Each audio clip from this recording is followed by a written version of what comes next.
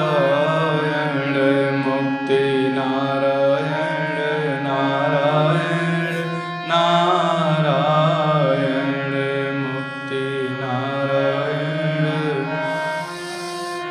नारायण गंगा नारायण नारायण नारायण गंगा नारायण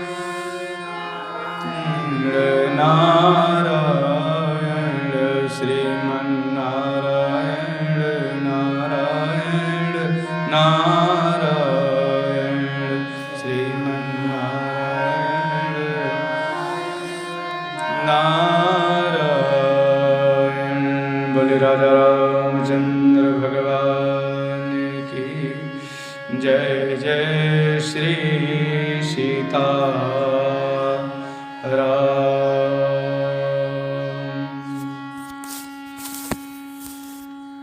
एतस्मिन्नन्तरे देवास् चारणैः सह संगताः रामस्योपरि संहृष्टा बभर्षुर्विस्मितास्तदा।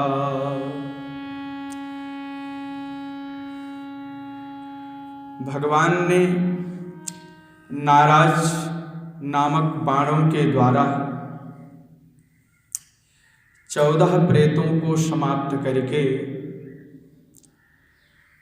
फिर दूषण, तदुपरांत त्रिशिरा, फिर खर का उद्धार किया। साथ ही साथ 14,000 राक्षस भी भगवान के द्वारा समाप्त हो गए। यह अतिमानुषत्व कर्म है भगवान का। ठाकुर के अलावा इसको कोई कर नहीं सकता है। इसलिए इस आश्चर्यमय कर्म को देख करके देवता बड़े प्रसन्न हो गए और विविध प्रकार से भगवान के ऊपर पुष्पों का वर्षण किया है। खर की मृत्यु के बाद देवता चारणों के साथ आए और हर्ष में भरकर दुंदुभी बजाने लगे। रघुनंदन राम जी के ऊपर चारों ओर से पुष्प वर्षण भी करने लगे। जहाँ दुख और संताप का वातावरण था, वहाँ हर्ष प्रसन्नता का वातावरण फैल गया। चारों जगह प्रसन्नता संघृष्टा, बहुत प्रसन्न मन से, प्रसन्न चित्त से देवताओं ने पुष्प वर्षण किया है। राक्षस संघ का मर्दन परमात्मा राम के द्वारा जब हुआ तो उस समय अमलात्मा महात्मा जिन परमात्मा भगवान राम की महिमा का गान करने वाले थे, सबके सब अपने प्राण धन, जीवन धन, प्राण वल्लभ रघुनंदन श्री रामचंद्र जी का बारंबार सब प्रणाम कर रहे हैं। और वह रघुनंदन श्री रामचंद्र जी वध के उपरांत आई हुई श्री सीता जी जो लक्ष्मण के साथ गुफा में संरक्षित थी, उनको हृदय से लगा करके प्रसन्नता ज्ञापित किया। कल हमने यहीं पर विश्राम किया था। आइए प्रेम से चलते हैं। मानस कार्य लिख रहे हैं, बहुत सुंदर। कि तब लक्ष्मण सीतहि लइ आए, तब लक्ष्मण सीतहि लइ आए, प्रभु पद परत हर्षि उर लाए। सीता चितव श्याम मृदु गाता, सीता चितव श्याम मृदु गाता, परम प्रेम लोचन न अघाता। ऐसे भगवान के आनंदमय दिव्य स्वरूप का दर्शन करती हुई माता सीता को बड़ी प्रसन्नता हो गई। आगे के चरित्र में महर्षि वाल्मीकि जी लिख रहे हैं, खरदूषण और तीसरा के वध के उपरांत एक राक्षस है अकंपन, सुने होंगे, अकंपन नामक राक्षस यह लंका पहुंच गया। प्रश्न उठता है यहां पर, 14,000 राक्षस मारे गए तो अकंपन जीवित कैसे रह गया?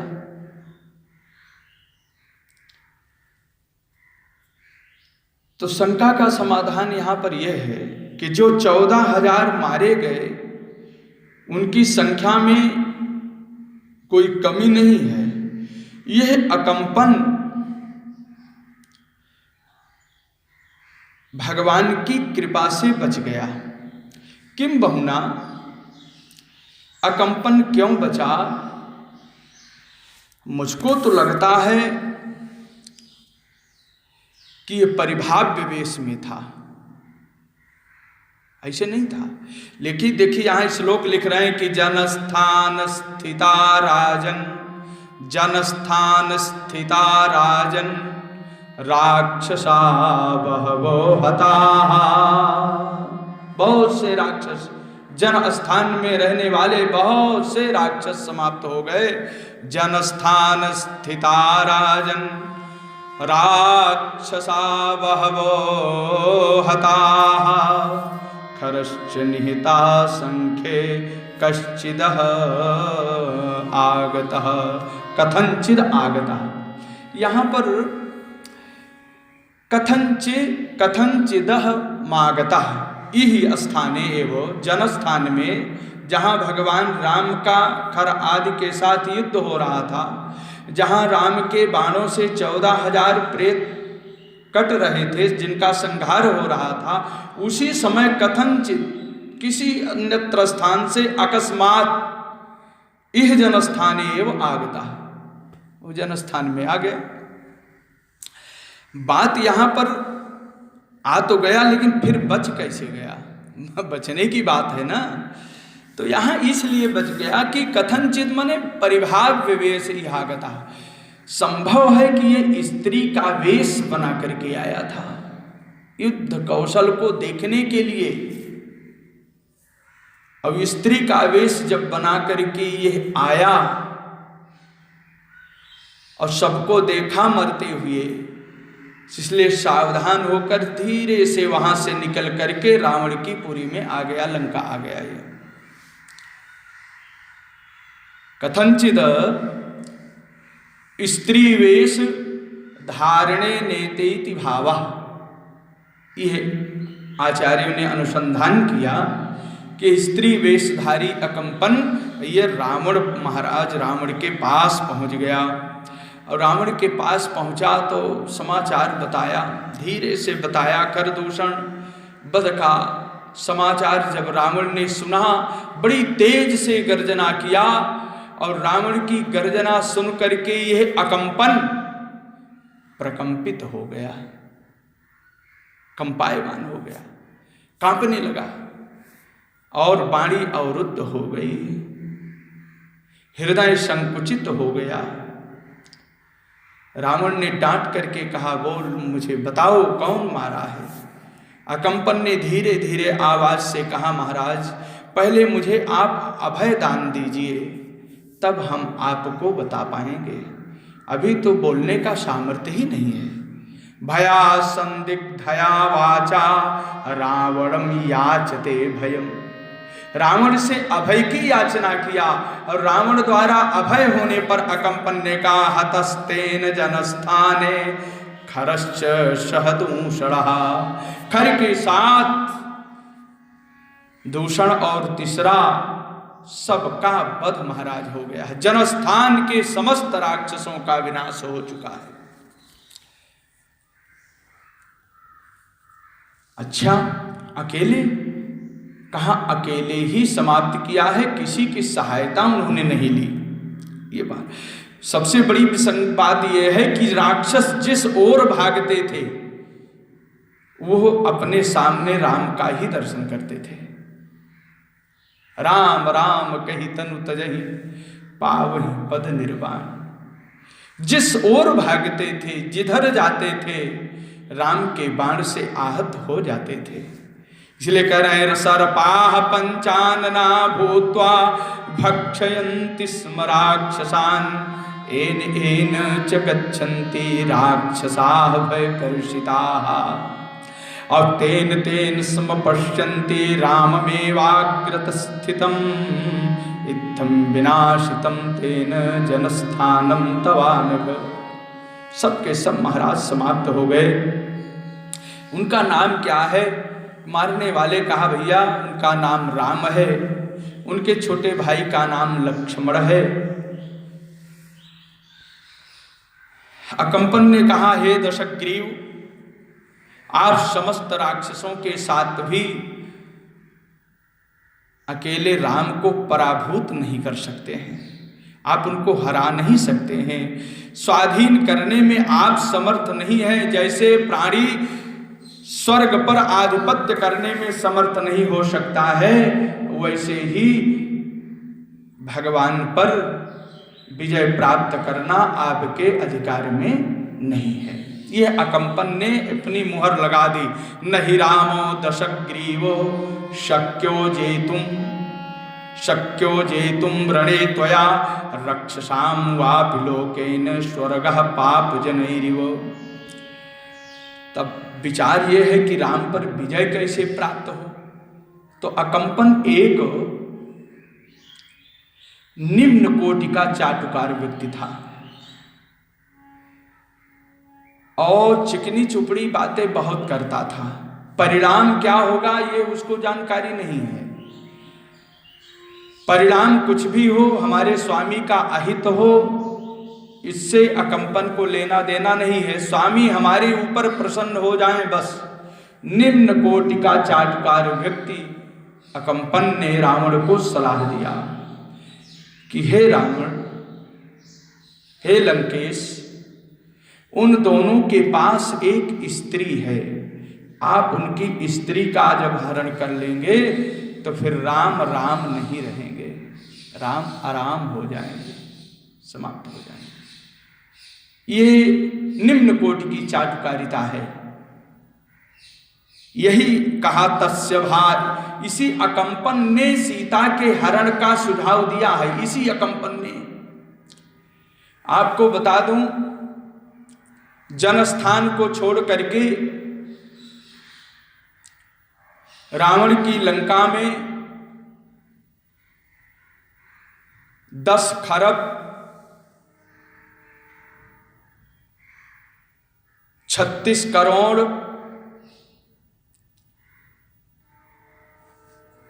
36 लाख 36,600 राक्षस थे। ये वाल्मीकि रामायण के अनुसार इतने राक्षस थे। और उन सब के बीच में यह जो अकंपन था, इसने केवल